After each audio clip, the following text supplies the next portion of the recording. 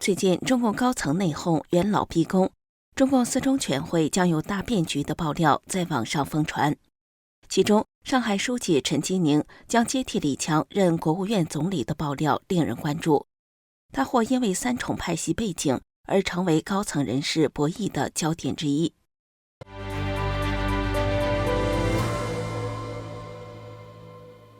你好，这里是希望世界百闻纵横，我是王真。陈吉宁是中共高层清华帮要员，这是他的第一重派系。陈吉宁毕业于清华大学环境工程系，获得硕士学位，随后赴英国攻读博士学位。在陈锡任清华大学党委副书记期间，陈吉宁1998年回清华大学任教，先后出任环境工程系副主任和主任。陈锡在2002年至2008年任清华大学党委书记期间，陈吉宁2006年2月被提拔为清华大学党委常委和副校长，次年12月晋升清华大学常务副校长。随后，陈吉宁2012年2月任清华大学校长，是1949年以来最年轻的清华校长。随着陈锡任中组部常务副部长后，陈吉宁于2015年2月被任命为环保部部长，成为当时国务院各部委中最年轻的部长、正部级官员。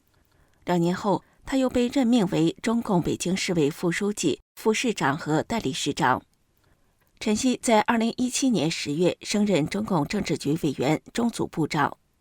陈吉宁2018年1月正式出任北京市长，并在2022年10月在中共20大上晋升政治局委员、上海市委书记。可见陈吉宁仕途受习近平心腹清华派系陈锡的一路提拔。陈吉宁的第二重派系是福建帮，他与习家军福建帮大佬蔡奇搭档，主政北京5年半。陈吉宁2017年5月到2022年10月任北京市代理市长和市长期间，蔡奇几乎同步时间任北京市委书记。值得关注的是，蔡奇与陈锡是福建老乡，并在陈锡主掌中组部期间一路晋升，两人均是习家军福建帮大佬。蔡奇在福建、浙江任职，是习近平的福建、浙江旧部。陈锡任中组部常务副部长期间，蔡奇被提拔为浙江省常务副省长，之后进京任国安委办公室常务副主任，随后升任北京市委副书记、市长。2017年10月，中共19大晋升政治局委员，兼任北京市委书记。陈锡2017年10月至2023年4月任中共政治局委员、中组部长期间，蔡奇于2022年10月中共20大上晋升政治局常委，并兼任书记处书记、中办主任等要职。陈吉宁的第三重派系背景是上海帮。中共20大后，他主政上海，出任上海市委书记至今2年半，与新老上海帮势力产生关联。中共前党魁江泽民1989年上台后，大肆提拔重用宗庆红等上海旧部，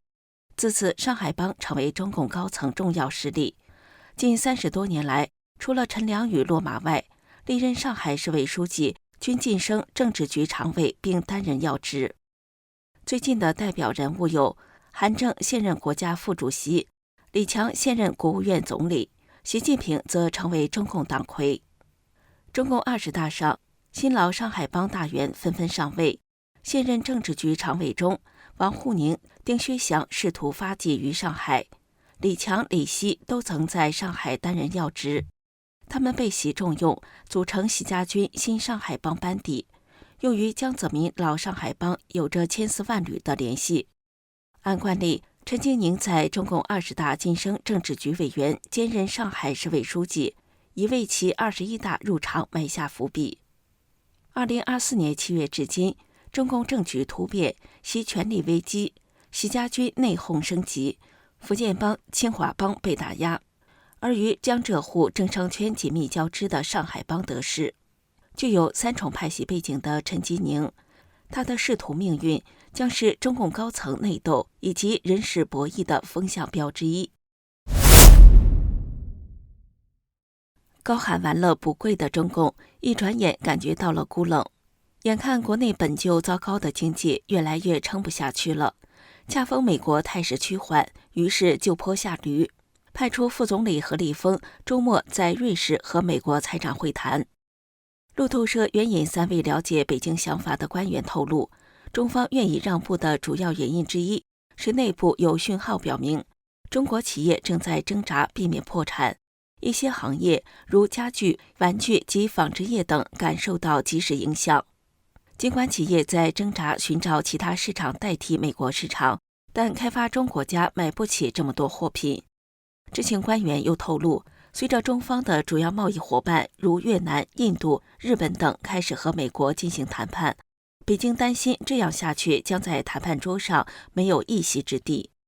尽管如此，北京对在瑞士的会谈期望不高。知情人透露，内部已将谈判降级为仅是一次会议，主要是为了了解华盛顿的要求和红线。此外，中共公安部长王小洪作为中方代表团的一员，参与即将举行的中美贸易会谈，显示出芬太尼问题在此次瑞士会谈中占据重要位置。中方派出习的亲信副总理何立峰与美会谈，这满足了美国与直接接触习近平的高级官员进行实质会谈的要求，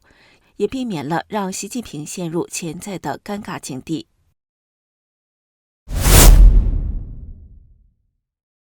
习近平5月7号到9号对俄罗斯进行国事访问。观察家们发现，俄罗斯的官方视频给了习近平一个非常奇怪的画面。